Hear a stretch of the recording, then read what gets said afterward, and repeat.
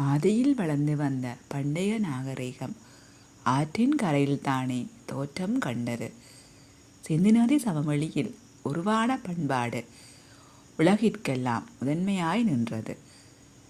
சிந்து வெளியினிலே சிறப்பாய் வாழ்ந்தவர்கள் கொண்ட நம்பிக்கைகள் மேற்கொண்ட வழிமுறைகள் ஒன்றாய் சேர்ந்தது.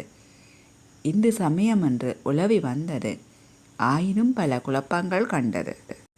காலடியில் தோன்றி வந்த இந்து சமய காவலர் சங்கரனின் அம்சமான ஆதி சங்கரர் இந்து மத தத்துவங்கள் தெளிவாக்கி வைத்தார். 6 வகை சமயம் என்று வகுத்தளித்தார்.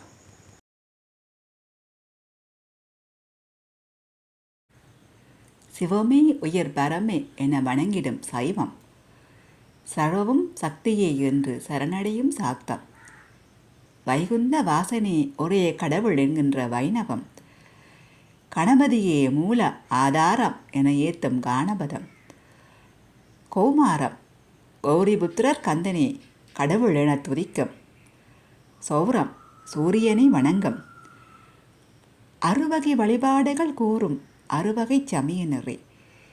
இங்கு நாம் காணப்போவது கணபதியை போற்றும் காணபத்திய நெறி.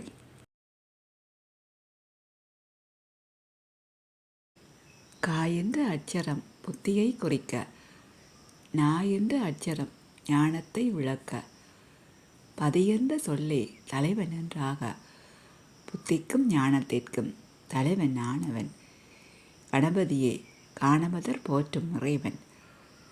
கணபதி என்ற பெயர் பல பொருள் கொண்டது. தம்மால் இயன்றதை நம் முன்னோர் நாமறிய தந்தனர். என்னால் இயன்றதை நான் இங்கு தருகிறேன்.